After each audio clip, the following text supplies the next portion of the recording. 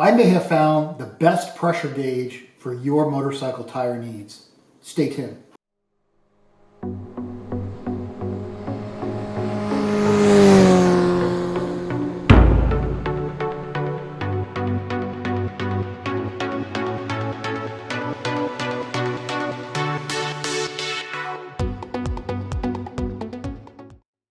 Hey everyone, welcome back to Wrenchie. I'd like to give a shout out to all the new subscribers. Thanks so much for subscribing and welcome to the channel. And to everyone else who's watching, if you haven't subscribed, please consider subscribing and hitting the like button. And soon we're going to get to 1,000 subscribers, and ooh, big deal, right? So I appreciate everybody's comments and whatnot. So thanks again for everyone who just joined. I've been using a tire pressure gauge that is a combination filler and gauge. It's this one right here. It's worked pretty well. I've used it for 10 years, and it finally crapped out. And where it crapped out, I don't know if you can see it or not. I'll try to show it here. Hang on. So right up in there, you can see how the dial, the piece of, I don't even know what it is, plastic, paper, metal, don't know, that has the gauge on it, the pressure readings itself, that's come loose, and it's now moved around, and I kind of knocked it back into where it sort of belongs. But so I decided, all right, it's time for a new one. And so I wanted another pressure gauge and filler, so one I could hook up to my compressor and both, check the pressure and fill it up, or reduce the pressure in there at the same time. This one worked okay. The parts I didn't like about it was primarily this end. The end that connects to your tire valve. It's a real standard connector, with a little spring-loaded clip. It has a little spring-loaded clip in there, and you can see a little chomper that clips down on one side of the valve. Yeah. That one. Well, that one's always been a real pain in the ass, frankly. It's always leaked. Sometimes it wouldn't come off easily without maybe even tearing up the teeth. And no, I wasn't doing a wrenchy moment. I was really pushing on it, trying to disengage it. The line wasn't really flexible, and couldn't get into, around brake calipers and forks around, when I didn't have the bike, perfectly aligned where the valve stem needed to be. And that was also before I had the 90-degree valve stems put on, which, makes life a little easier. For those that don't have them, you should check them out. They're not very expensive, and next time you're at the dealer and haven't put tires on, maybe throw those on as well. But I found even with those, the diameter of the valve stem on the 90 degrees, at least the ones I got, maybe yours are different, was just slightly smaller than the factory, the original OEM rubber valve stems, the ones that come straight out. This thing leaked even worse on the 90-degree valve stems, and I had to wind up like holding it on there with one hand, and it worked, but it was kind of a pain. So when this thing finally gave up the ghost and started decomposing here, I said it's time to find a new one. And so I went online, like we all do, and we do all kinds of research and find the best thing for the best price, right? What I found was that you can get a pressure gauge, everything from $1 US all the way up to over $1,000 US. $1 will buy you one of those Harbor Freight Pittsburgh pens. I wish I had one. I do have one, but it's packed away, and I'll put a picture up here. You know what I mean. It's a pen. You pump it onto you stick it on the end of the valve stem, and it blows air into the shaft, and that pushes against the piston inside, which has a spring, which is supposedly calibrated, and the rod that moves out has got the indicator, the pressure gauge on it itself, and you read it, and there you go. Problem with that is that they're always tough to get into the weird angles and whatnot, and they're notoriously inaccurate. Now, not saying they're all are. There is a brand that is like $30. I think it's a Milton of that kind of design, which is supposed to be very accurate. But they're still kind of awkward for me to do it. And frankly, it didn't meet my requirement because I wanted something where I could also fill it up from my compressor. On the Pro side, they're very small. You can take them anywhere, and I've got a couple. I always travel with them, and so it's, you know, it's better than nothing, right? Things I'm looking for. Number one, I want a combo. I want a tire filler and pressure gauge, you know, one I can hook to my compressor. Number two, I want it accurate.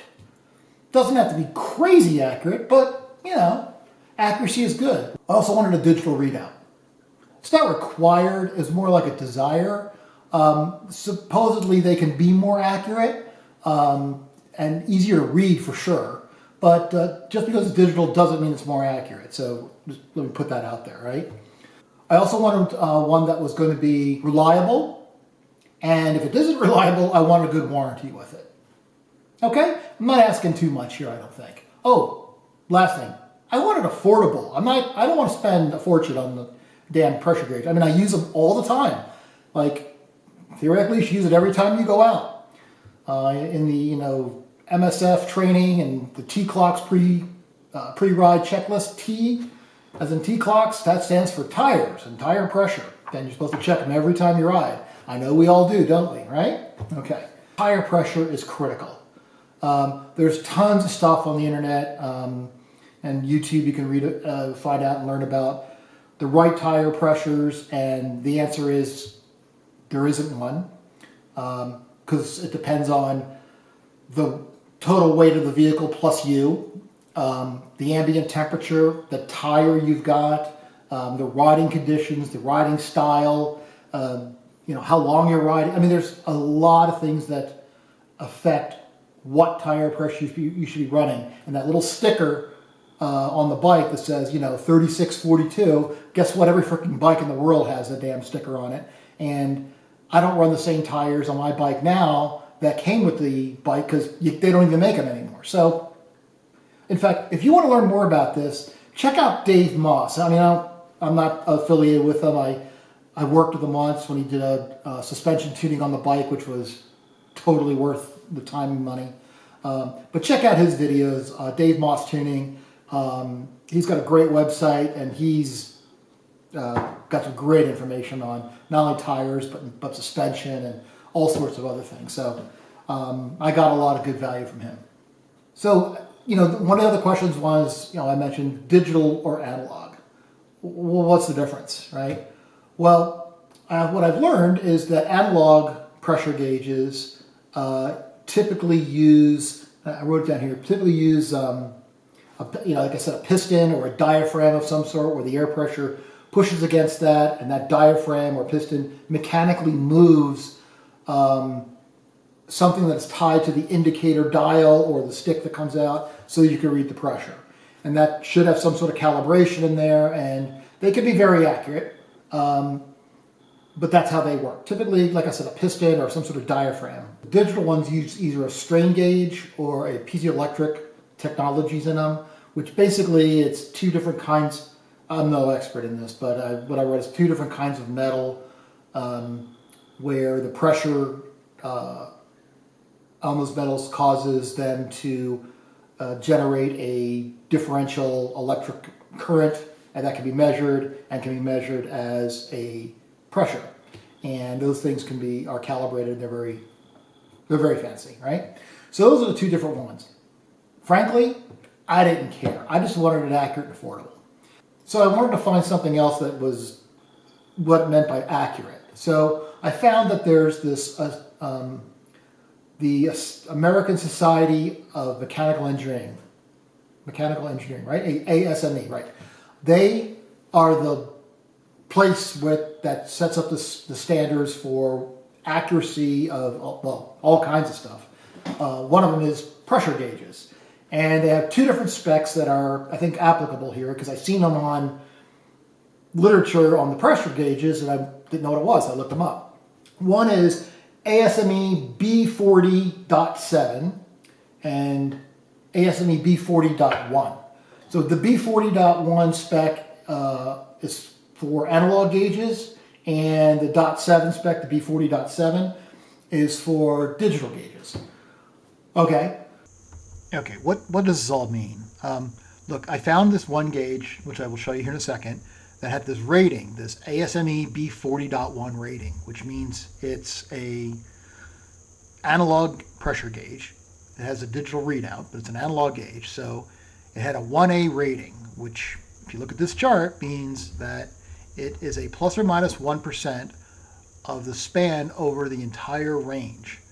The other ratings, A, B, C, and D below, are different based upon the lower 25%, the middle 50, and the upper 25. Where this one's a little bit better, theoretically, because it's plus or minus 1% over the entire range. So I said, good enough. This is the Jayco, that's J-A-C-O, I'll throw a picture up here. Flow Pro tire inflator with pressure gauge. It goes up to 200 psi and has a ASME accuracy rating of 1A, which is 1% across the entire board. I bought this because, number one, it's like $36 US. You could get it for all day long. It's usually like $7, but they always have it for like $35, $37. It's digital. You can see it, as you can see. Focus. As you can see, it is digital.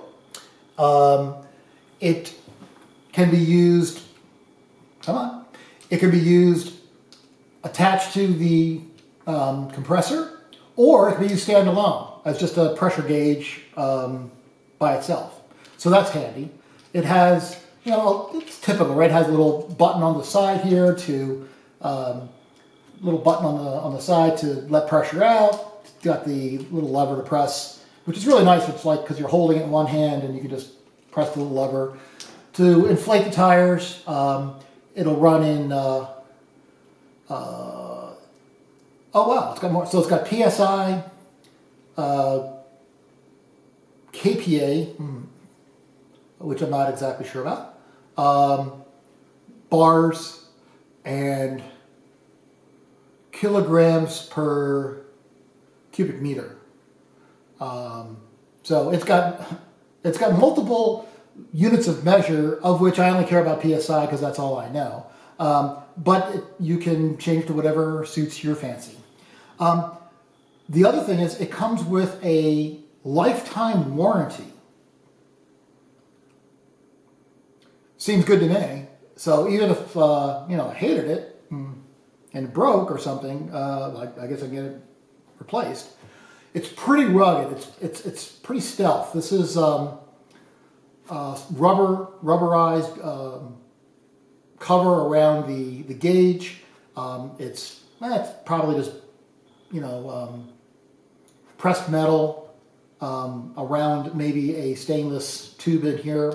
It comes with the hose. It comes with the attachment for your compressor, and it does take two AA batteries that go in the back. And I think it came with those too, actually, now looking at them. So it comes with everything ready to go. I haven't even taken off the little cover that protects the glass there, and because I didn't. And I've been using this for over a year. One of Jayco's claims to fame, I think I'm pronouncing that right, Jayco, is their patented lightning connector. Leak-proof, will not leak, easy on, easy off, one-hand operation, blah, blah, blah, blah, blah, blah, blah. Well, I didn't believe it. I mean, like, yeah, sure. In fact, I thought I'd probably get this and it would wind up sticking on the damn valve and I'd wind up having a hose connected to my tire, forever. To my surprise, this connector is awesome. I am very pleasantly surprised. It freely rotates so that, you can have the little release button on the side at whatever angle you want. One you just press it on and it does not leak. Positive connection just works. To disconnect it, one quick press of the button and it pops right off. This little lightning chuck they describe as follows, and I'll read this. Our all-new Lightning TM trademark S-Series air chuck features patented technology that takes tire maintenance to the next level thanks to our proprietary airlock internal locking system that grabs and holds the tire's valve stem with a simple push and remains locked under high pressure or movement, providing a 100% airtight seal that is far superior to other air chucks available. Sounds good, right? The quick release valve feature allows you to quickly disconnect the chuck from the valve stem with no air loss. I read that, I said, ooh, sounds great. I don't believe you. You know what? It's true. It really does work. I am super impressed. The other thing is it comes with a braided pressure line here, which is super flexible, which the other rubber hose wasn't really flexible. So I can get this behind, all the bits and nooks and crannies, try to get to your valve stems and whatnot. So I'm really impressed with this thing, which I was very skeptical about. That's a quickie on the Jayco Flow Pro tire inflator and pressure gauge. They have a whole, and by the way, this is not sponsored by them. Like I said, I've had this for over a year now, and I've just been so happy with it that I thought I'd just share it with you. So they're not sponsoring anything. I don't get any money for it, but I'll put a link to their site so you can check out their stuff. They have the tire inflator gauge combo and just straight gauges as well. So they've got a whole mess of stuff. Let me know what you guys think. If you liked the video, again, please hit the like button, subscribe if you haven't already. And as always, ride safely and keep wrenching. Cheers.